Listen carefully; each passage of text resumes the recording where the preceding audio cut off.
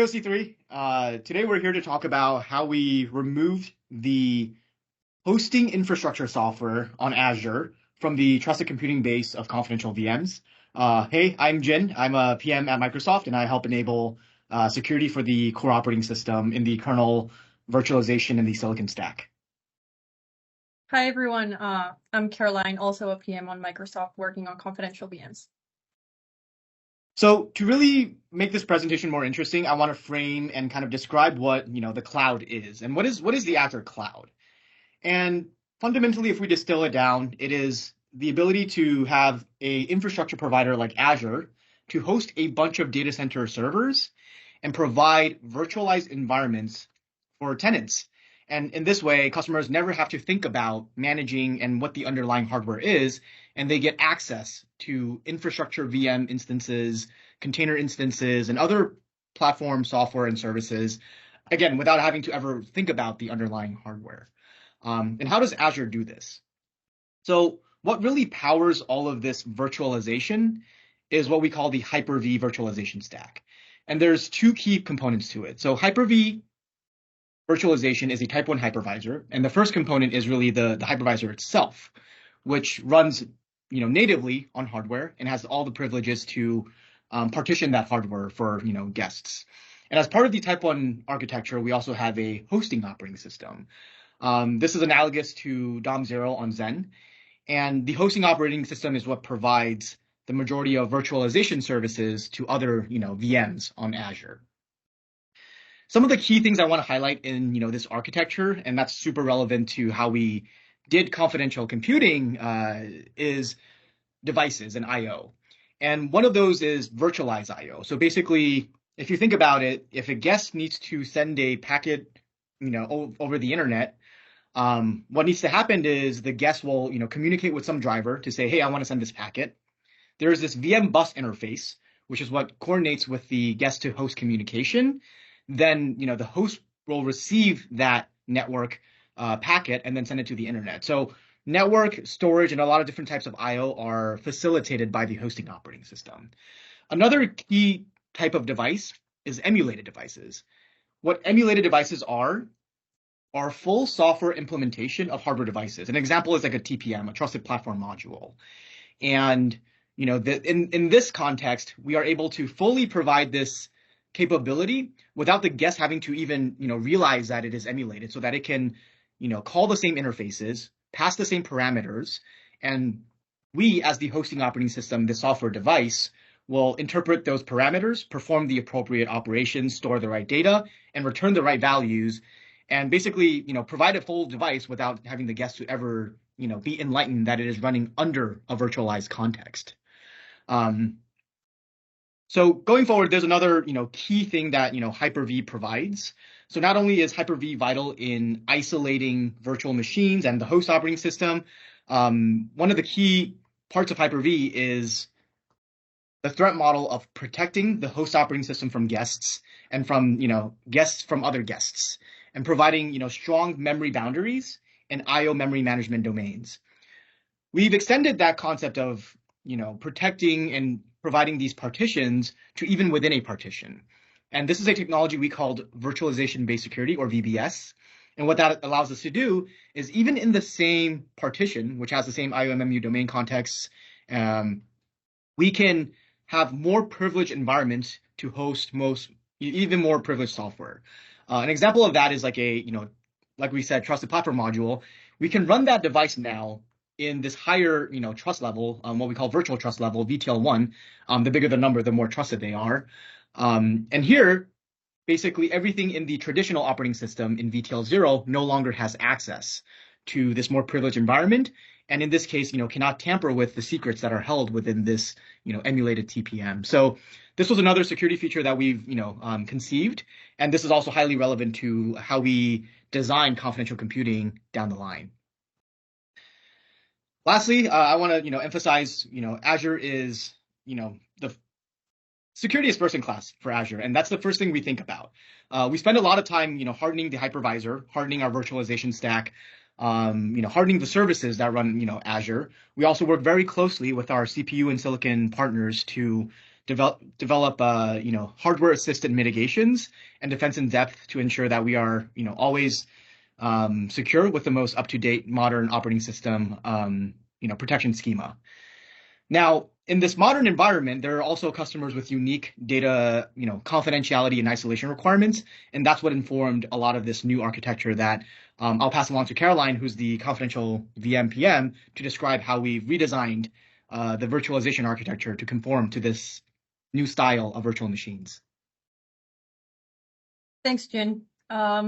So before I talk about the attributes of what makes a confidential VM truly confidential, I just want to let it sink in that in the traditional architecture that Jin just described, the host OS essentially has access to all system memory and all of the I/O devices because it provides the functionality for VM virtualization, thinking about memory management, device virtualization, and a bunch of other services that it provides for VMs. So if we think about a guest VM that is virtualized by the system, but it does not want to trust that system, which is virtualizing everything for it, literally. I mean, that's crazy, but that is what a confidential VM is. It's a VM that wants to run protected from the underlying software that makes its very existence possible. And of course, that is a crazy amount of work to make that happen. But as Jen said, in our mission to empower customers who wanted that, we were crazy enough to make that a reality. So let's dive into the attributes of a confidential VM. The Confidential Computing Consortium defines confidential computing as the protection of data in use by performing computation in a hardware-based, attested, trusted execution environment, which we'll now refer to as a TEE. And there's really three primary benefits for what makes a TEE, and that is data integrity, data confidentiality, and code integrity. So a confidential VM is essentially just a VM that is executed inside of a TEE, whereby all the code and the data within the entire VM is protected from the hypervisor and from the host OS, which from now on we'll just refer to as our virtualization stack, essentially. And of course, from other VMs on the system, and even from the hosting environment. So think of a host OS administrator in the data center. So how did we actually do this? What was Microsoft's approach to this? Well, since they take care of the assignment of all resources to guest VMs, all virtualization stacks up until recently assumed full access to guest VM state. But we completely evolved our virtualization stack to break all of those assumptions. And as if that wasn't challenging enough, Microsoft, well, we wanted to achieve this while striving to support running unenlightened guest OSs inside of confidential VMs, because we wanted to empower customers to be able to easily lift and shift existing workloads with little effort. And this was a principle that guided our design choices. And what I mean by enlightenment or unenlightenment in this context, I just refer to, well, when an operating system is enlightened, it knows something. And so if it's unenlightened, it doesn't know. For example, it doesn't know that it's actually being virtualized. It's not running directly on the hardware. And when I talk about being enlightened to referring to confidentiality, I mean, well, a guest OS that is not enlightened to know that it is running inside of a confidential VM. And this is relevant. This is very, very relevant because operating systems were simply not designed with confidentiality in mind. So they need help to be able to run inside of confidential VMs. So we knew that something needed to exist to bridge between the classic operating system architecture and the need for confidential computing. So we created the guest hypervisor to essentially implement all of the TE alignments on behalf of the guest OS so that the guest OS can run mostly unmodified. And this gave us essentially, well, the ability to easily run a guest OS inside of a confidential VM, even across hardware platforms. So you can think of the guest hypervisor as a sort of nested hypervisor because it essentially serves as a bridge for guest to hypervisor and guest to host communications. And well, as Jin mentioned, Microsoft's virtualization stack had this awesome capability called VBS, which essentially lets a VM have layers of software at different privilege levels. And so we extended that capability to allow us to run the guest hypervisor in a more privileged mode than the guest OS in a hardware architecture agnostic manner. So essentially, our approach to confidential VM design was to evolve our stack to protect the VM and leverage different hardware architectures, each of which have different mechanisms in place to enforce this boundary and guarantee the confidential VM's attributes. Confidential VMs today leverage the hardware enforced boundary powered by AMD's SCV-SMP, and very soon they will also leverage the capabilities of Intel's TDX. So let's dive into a little bit more of these attributes that we just talked about, integrity and confidentiality. So quick refresher on memory management. Memory is virtualized at the granularity of pages using tables. And so when you hear me say a page of memory, you can think of it simply as a chunk of memory. And so in the case of any VM, well, memory is virtualized by the hypervisor. And this kind of is what allows the guest VM to think it has a particular view of memory when in reality, the hypervisor is just taking care of translating for that VM and virtualizing its memory. So confidential VMs, they use two types of memory. Private memory, where computation is done by default, and shared memory because they need to, for example, perform I/O and simply communicate with the outside world, communicate with host OS, communicate with devices, and so forth. And so for integrity, a confidential VM requires assurances about the integrity of its CPU state and its guest physical address space to ensure that its private memory cannot be modified by the hypervisor, by the host OS, by anything. It can only be modified by that confidential VM. And so to enable this, the hardware essentially provides mechanisms to guarantee that the contents of the CPU state and the memory are tamper-proof, and also that the address layout of the guest is tamper-proof. So meaning that, for example, if the guest OS has a certain layout of what it thinks its memory is, and essentially this is its guest address layout, the hardware protects the VM from a hypervisor, for example, arbitrarily just changing what that address space layout looks like for the guest. So that was integrity. Now for confidentiality, confidential VM essentially requires private CPU state and private memory that can hold contents that are inaccessible to our virtualization stack, meaning that they cannot be seen in clear text by the stack. And so to enable this, the hardware protects CPU state and it encrypts all private memory with a key that is stored in a special register in the hardware and is never, ever accessible to our virtualization stack software. So now that we covered how private memory is protected and how the hardware guarantees that, let's talk about Microsoft's approach to confidential VM design in regards to how it deals with this memory and how it converts memory. Because any memory, any page of memory essentially, can be either private or shared, and this is called its page visibility. So essentially, turning any private memory into shared memory, but also vice versa, is always initiated by the guest VM, and it kicks off actions in both the guest and the host so that our stack can work in coordination with the hardware mechanisms to grant or deny the host OS access to that page.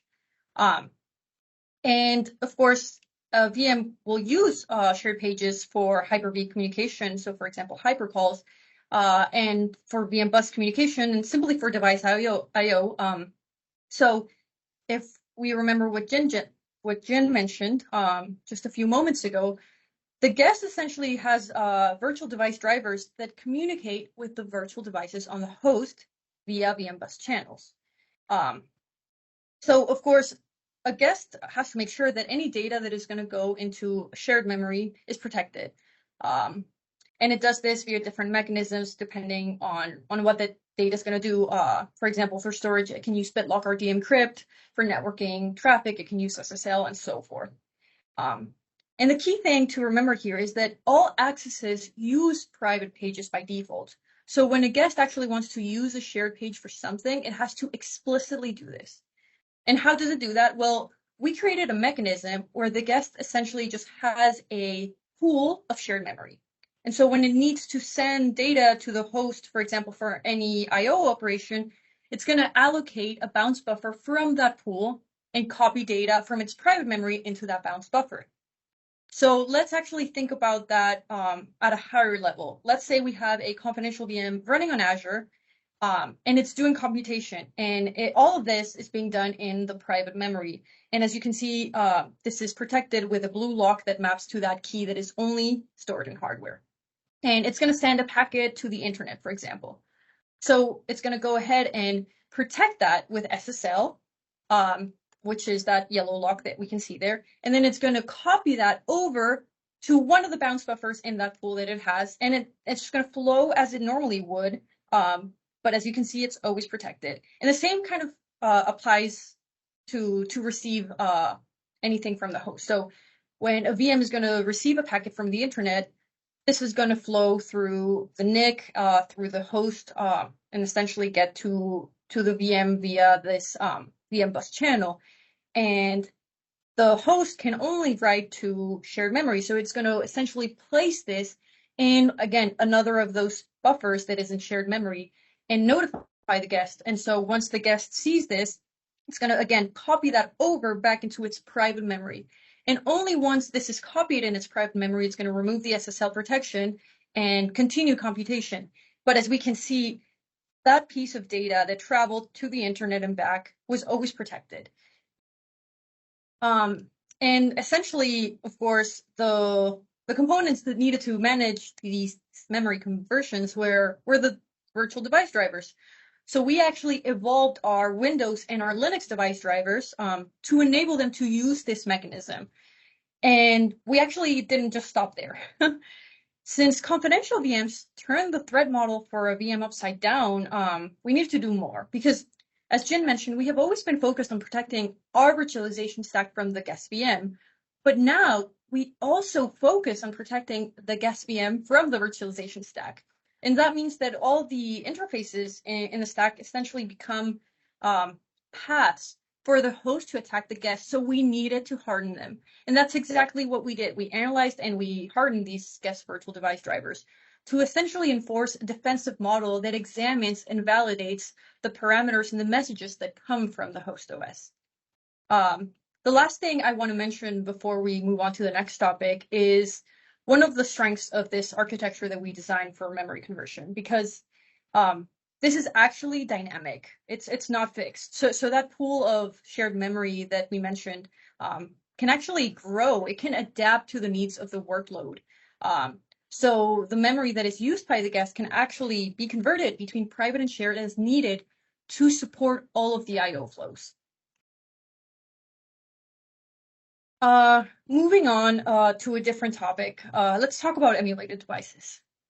So, as was mentioned, in our host OS, there's emulated devices, and traditionally, the hypervisor is responsible for managing a VM CPU state, and it will modify that for the purposes of emulating devices.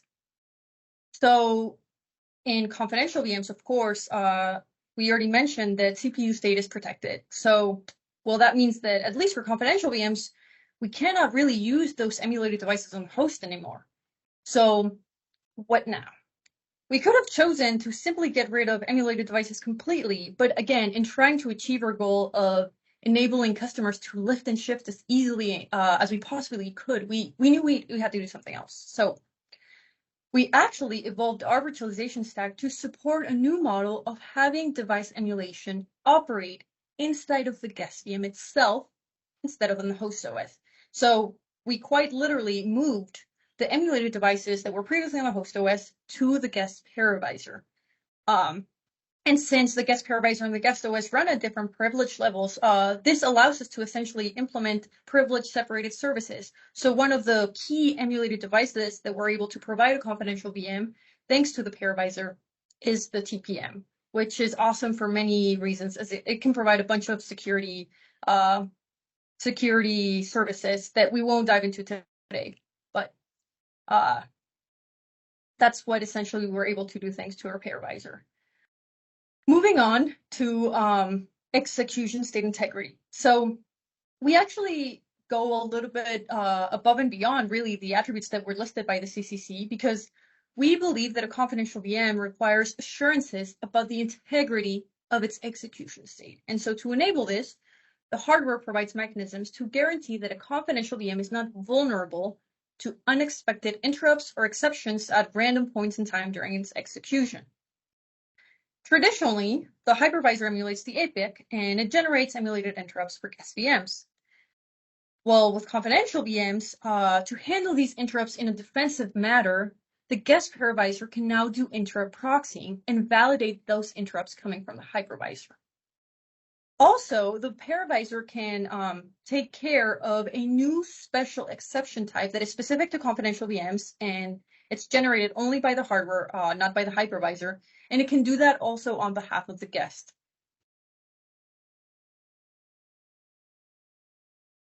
The last point we want to talk about in terms of how we implemented all these protections is what we really did about guest firmware, specifically the UEFI firmware that runs in guest. So since the host OS is outside of the trust boundary of confidential VMs, well, a confidential VM cannot really rely only on the host OS to store and provide guest firmware state and guest firmware attributes. So to tackle this, we hardened the guest firmware interface to do validation of UEFI state, and we actually provided a new interface to the guest firmware for accessing persistent storage. And this persistent storage essentially needs to be inaccessible to the host OS. And we did this through the guest, the virtual machine guest state firmware, which for short we'll just call the VMGS file. So we essentially changed the guest firmware, the UEFI firmware in the guest to actually now use this new interface to get those trusted UEFI attributes from this file instead of from the host OS. And essentially what this means is confidential VMs can actually use this file to store VM guest state and guest secrets such as TPM state. And these VMGS files are actually encrypted and packaged as a VHD disk. So the host OS will only interact with the encrypted VMGS, so it cannot access its contents.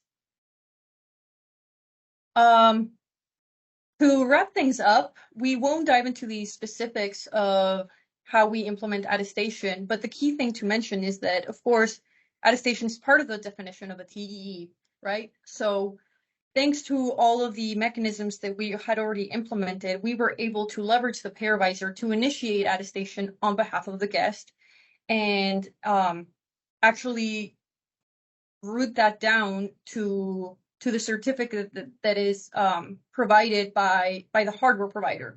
So we have a hardware root of trust, and only after we are able to see that, we can boot the VM. So actually what is released by the key management system in the attestation case of confidential VMs is the secure key. And this secure key is actually necessary to even boot confidential VMs, meaning these VMs will not boot unless they go through attestation. With that, I'll pass it over to Jim. Thanks, Caroline.